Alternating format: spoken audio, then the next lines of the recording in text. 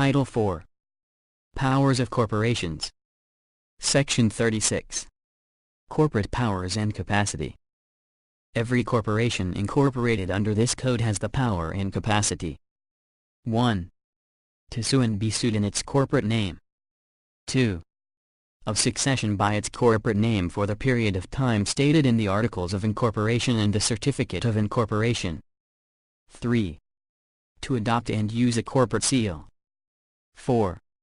To amend its Articles of Incorporation in accordance with the provisions of this code. 5. To adopt bylaws, not contrary to law, morals, or public policy, and to amend or repeal the same in accordance with this code. 6. In case of stock corporations, to issue or sell stocks to subscribers and to sell stocks to subscribers and to sell treasury stocks in accordance with the provisions of this code, and to admit members to the corporation if it be a non-stock corporation. 7. To purchase, receive, take or grant, hold, convey, sell, lease, pledge, mortgage and otherwise deal with such real and personal property, including securities and bonds of other corporations, as the transaction of the lawful business of the corporation may reasonably and necessarily require, subject to the limitations prescribed by law in the Constitution. 8. To enter into merger or consolidation with other corporations as provided in this code. 9. To make reasonable donations, including those for the public welfare or for hospital, charitable, cultural, scientific, civic, or similar purposes, provided that no corporation, domestic or foreign, shall give donations in aid of any political party or candidate or for purposes of partisan political activity. 10. To establish pension, retirement, and other plans for the benefit of its directors, trustees, officers and employees, and 11. To exercise such other powers as may be essential or necessary to carry out its purpose or purposes as stated in the Articles of Incorporation. Section 37. Power to extend or shorten corporate term. A private corporation may extend or shorten its term as stated in the Articles of Incorporation when approved by a majority vote of the Board of Directors or Trustees and ratified at a meeting by the stockholders representing at least 2/3 of the outstanding capital stock or by at least 2/3 of the members in case of non-stock corporations. Written notice of the proposed action and of the time and place of the meeting shall be addressed to each stockholder or member at his place of residence as shown on the books of the corporation and deposited to the addressee in the post office with postage prepaid, or served personally, provided that in case of extension of corporate term, any dissenting stockholder may exercise his appraisal right under the conditions provided in this code. Section 38. Power to increase or decrease capital stock, incur, create or increase bonded indebtedness. No corporation shall increase or decrease its capital stock or incur, create or increase any bonded indebtedness unless approved by a majority vote of the Board of Directors and, at a stockholders' meeting duly called for the purpose, 2/3 of the outstanding capital stock shall favor the increase or diminution of the capital stock, or the incurring, creating or increasing of any bonded indebtedness. Written notice of the proposed increase or diminution of the capital stock or of the incurring, creating, or increasing of any bonded indebtedness and of the time and place of the stockholders' meeting at which the proposed increase or diminution of the capital stock or the incurring or increasing of any bonded indebtedness is to be considered, must be addressed to each stockholder at his place of residence as shown on the books of the corporation and deposited to the addressee in the post office with postage prepaid, or served personally. A certificate in duplicate must be signed by a majority of the directors of the corporation and countersigned by the chairman and the secretary of the stockholders' meeting, setting forth 1. That the requirements of this section have been complied with. 2. The amount of the increase or diminution of the capital stock. 3. If an increase of the capital stock, the amount of capital stock or number of shares of no par stock thereof actually subscribed, the names, nationalities and residences of the persons subscribing, the amount of capital stock or number of no par stock subscribed by each, and the amount paid by each on his subscription in cash or property, or the amount of capital stock or number of shares of no par stock allotted to each stockholder if such increase is for the purpose of making effective stock dividend therefore authorized. 4. Any bonded indebtedness to be incurred, created or increased. 5. The actual indebtedness of the corporation on the day of the meeting. 6. the amount of stock represented at the meeting, and 7. The vote authorizing the increase or diminution of the capital stock, or the incurring, creating or increasing of any bonded indebtedness. Any increase or decrease in the capital stock or the incurring, creating or increasing of any bonded indebtedness shall require prior approval of the Securities and Exchange Commission. One of the duplicate certificates shall be kept on file in the office of the corporation and the other shall be filed with the Securities and Exchange Commission and attached to the original articles of incorporation.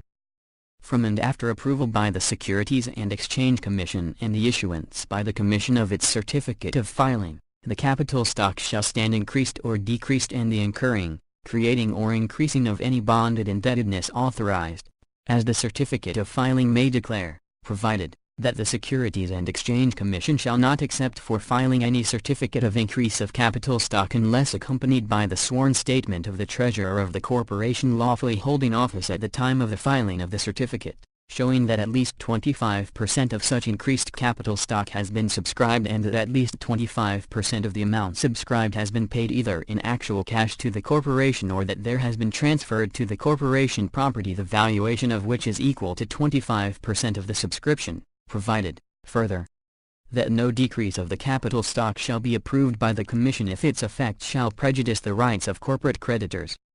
Non-stock corporations may incur or create bonded indebtedness, or increase the same, with the approval by a majority vote of the Board of Trustees and of at least 2/3 of the members in a meeting duly called for the purpose. Bonds issued by a corporation shall be registered with the Securities and Exchange Commission, which shall have the authority to determine the sufficiency of the terms thereof. Section 39. Power to deny preemptive right. All stockholders of a stock corporation shall enjoy preemptive right to subscribe to all issues or disposition of shares of any class, in proportion to their respective shareholdings, unless such right is denied by the Articles of Incorporation or an amendment thereto, provided that such preemptive right shall not extend to shares to be issued in compliance with laws requiring stock offerings or minimum stock ownership by the public, or to shares to be issued in good faith with the approval of the stockholders representing 2/3 of the outstanding capital stock, in exchange for property needed for corporate purposes or in payment of a previously contracted debt. Section 40. Sale or other disposition of assets. Subject to the provisions of existing laws on illegal combinations and monopolies, a corporation may, by a majority vote of its board of directors or trustees, sell, lease, exchange, mortgage, pledge or otherwise dispose of all or substantially all of its property and assets, including its goodwill, upon such terms and conditions and for such consideration, which may be money, stocks, bonds or other instruments for the payment of money or other property or consideration, as its board of directors or trustees may deem expedient, when authorized by the vote of the stockholders representing at least 2/3 of the outstanding capital stock, or in case of non-stock corporation, by the vote of at least 2/3 of the members, in a stockholders or members meeting duly called for the purpose.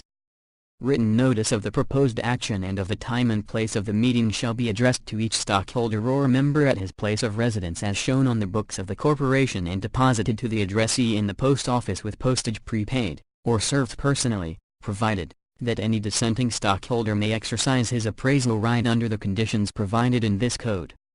A sale or other disposition shall be deemed to cover substantially all the corporate property and assets if thereby the corporation would be rendered incapable of continuing the business or accomplishing the purpose for which it was incorporated.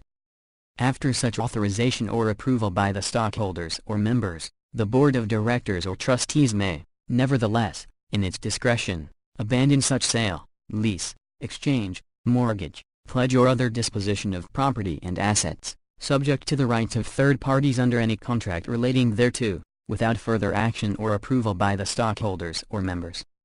Nothing in this section is intended to restrict the power of any corporation, without the authorization by the stockholders or members, to sell, lease, exchange, mortgage, pledge or otherwise dispose of any of its property and assets if the same is necessary in the usual and regular course of business of said corporation or if the proceeds of the sale or other disposition of such property and assets be appropriated for the conduct of its remaining business.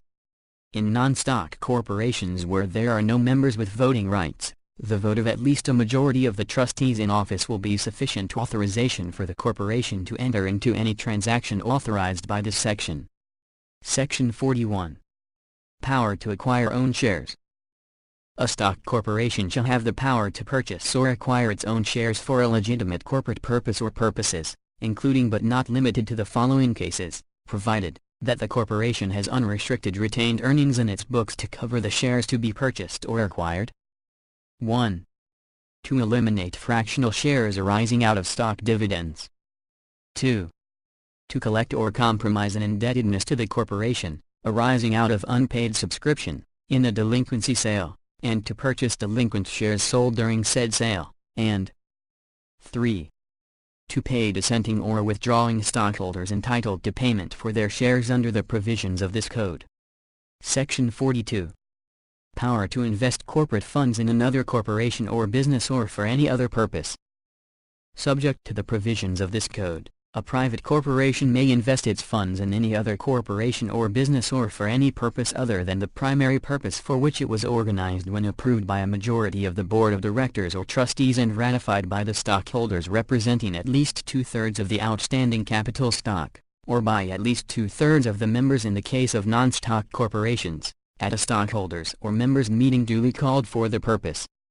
Written notice of the proposed investment and the time and place of the meeting shall be addressed to each stockholder or member at his place of residence as shown on the books of the corporation and deposited to the addressee in the post office with postage prepaid, or served personally, provided that any dissenting stockholder shall have appraisal right as provided in this code, provided, however, that where the investment by the corporation is reasonably necessary to accomplish its primary purpose as stated in the Articles of Incorporation, the approval of the stockholders or members shall not be necessary. Section 43. Power to declare dividends.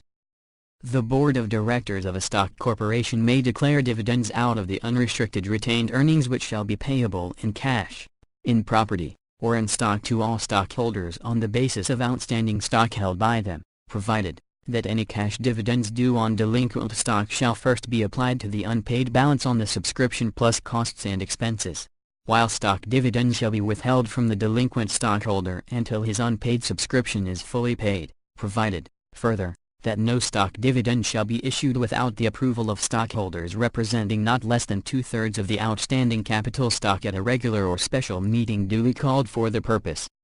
Stock corporations are prohibited from retaining surplus profits in excess of 100% of their paid-in capital stock, except 1. When justified by definite corporate expansion projects or programs approved by the board of directors, or 2. When the corporation is prohibited under any loan agreement with any financial institution or creditor, whether local or foreign, from declaring dividends without his consent, and such consent has not yet been secured, or 3. When it can be clearly shown that such retention is necessary under special circumstances obtaining in the corporation, such as when there is need for special reserve for probable contingencies.